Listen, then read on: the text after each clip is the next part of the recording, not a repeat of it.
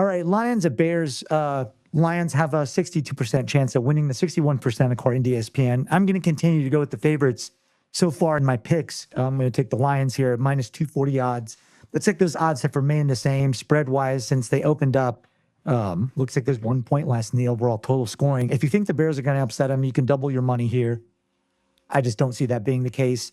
I think that the Lions are obviously going to be pretty upset about that loss to the Packers, which I honestly think they still could have won that game. I know it was dominated by the Packers, but if that pick six wasn't called back, I think the Lions were going to have enough momentum to kind of go there. For a passing perspective, not sure how Goff had 225 yards. It looks like Laporta had the most receiving yards at 79, but I guess it was spread out among St. Brown and T. Slow with that crazy catch, or however you say his name. I think will be a big impact on them this year. Gibbs was disappointing, obviously, seeing that Montgomery led with 25 rushing yards. I think Jahmyr Gibbs is poised to have a big bounce back game. Bears started off really solid against the Vikings. Was very impressed with Caleb Williams and just their overall ability, offensive and defensively, to kind of stymie the Vikings. But with that head coach that they have on the Vikings, blanking on his name at the moment, he's just a beast. And J.J. McCarthy, he schemes a lot of open receivers. Like he asked for all the quarterbacks he's ever had. J.J. McCarthy was able to deliver when they needed him to. Justin Jefferson kind of came alive. And so I think the Bears are going to be kind of down from that game against an opponent that was more equivalent to them. The Lions, they know they're very inferior to the Lions. And so I just don't see them having the skill or even honestly the drive to be able to keep up with the Lions in this one. I think the Lions beat them in 2 heartbreaking games last year.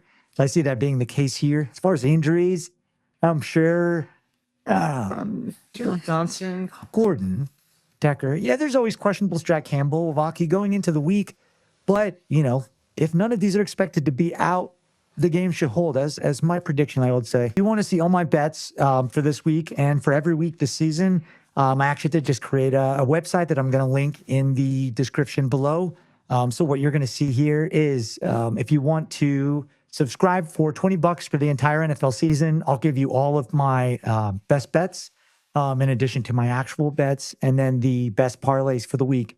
These are just my straight money line picks. So these are all the videos that are going to be coming out this week. As you can see, my picks, I'll have all my previous picks from the previous week listed here. So you can see my picks last week went 10-5. Should have gone 11-4. That Ravens-Bills game was crazy. But anyways, $20 for the entire season, pretty good for your money. I made a $1,500 profit last week alone.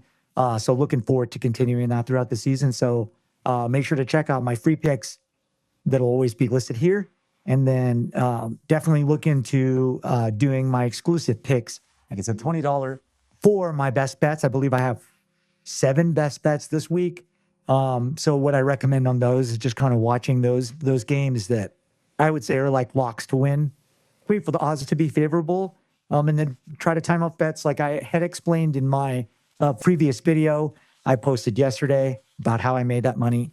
And then I'm also I also have a safe parlay bet for the week that if you're busy, you can't watch the games, you can place it before the games start. It's 4 different teams, pretty good odds on your money. I think they're 4 locks. So check that out if you're interested.